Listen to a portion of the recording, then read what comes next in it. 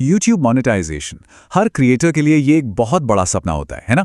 पर जब ये सपना सच होता है तो असल में होता क्या है? क्या वाकई सब कुछ बदल जाता है?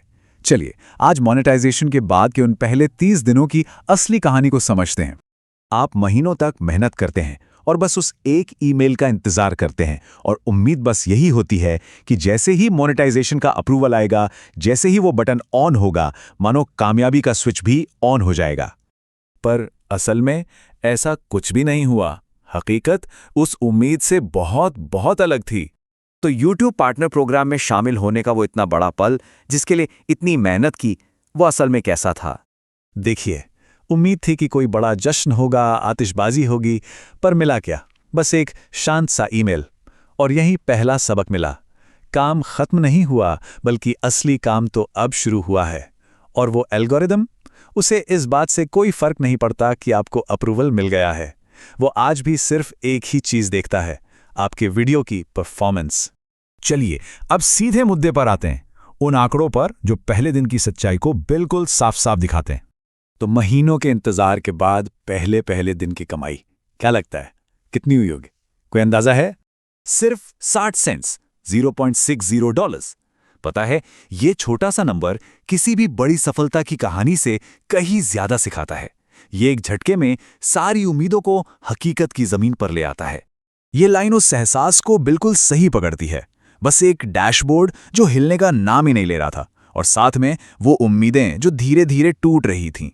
और यहीं से कहानी में एक बहुत ही दिलचस्प मोड़ आता है। चैनल के अंदर 2 ग्राफ थे और दोनों बिल्कुल अलग अलग कहानियां बता रहे थे।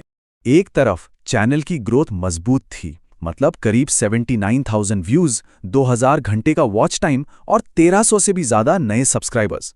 बाहर से देखने पर तो सब कुछ बहुत अच्छा लग रहा था, लेकिन कमाई का ग्राफ ये कहानी नहीं कह रहा था। और यही सबसे बड़ा सवाल है ना, अगर चैनल की ग्रोथ से कमाई सीधे सीधे नहीं बढ़ रही थी, तो फिर वो कौन सी चीज थी जिसने कमाई के उस ठहरे हुए ग्राफ को ऊपर उठाना शुरू किया? इसका जवाब किसी एक वायरल वीडियो में नहीं था, बल्कि इसका जवाब था एक ही समय पर कई वीडियोस का एक साथ मिलकर काम करना। एक वीडियो सर्च से लगातार व्यूज ला रहा था, दूसरा वीडियो ब्राउज फीचर्स में दिखने लगा था, और एक पुराना वीडियो अचानक से सजेस्टेड में आने लगा था। हर वीडियो कमाई की एक छोटी सी धारा बन गया था। इसे कहते हैं स्टैकिंग इफेक्ट। जब अलग अलग वीडियो से आने वाली कमाई की ये छोटी छोटी धाराएं एक साथ जुड़ जाती हैं, तो रोज की कुल कमाई का आंकड़ा अपने आप बड़ा दिखने लगता है।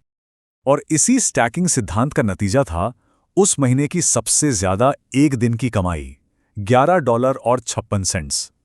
ये इस बात का पक्का सबूत था कि ये तरीका काम करता है।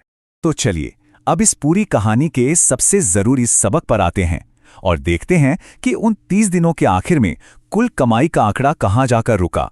पहले 30 दिनों की कुल कमाई थी $116.73। अब कुछ लोगों के लिए ये ज्यादा होगा, कुछ के लिए शायद बहुत कम, पर इस आंकड़े से ज्यादा जरूरी है इसके पीछे का पैटर्न समझना। इस पूरे अनुभव का जो निचोड़ है, जो असली सीख है, वो क्या है? हमें इससे क्या समझना चाहिए? असली सबक ये है, अपने कंटेंट को एक कंपाउंडिंग एसेट की तरह देखिए।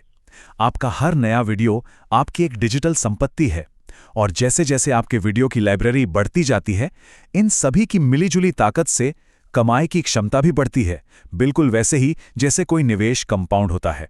लंबी अवधि में सफलता की चाबी इसी एक सोच में छिपी है। अगर बस मुट्ठी भर वीडियो मिलकर एक दिन में $11 कमा सकते हैं, तो सोचकर देखिए कि जब आपके पास 20 या 50 मजबूत वीडियोस का कलेक्शन होगा, तब क्या होगा?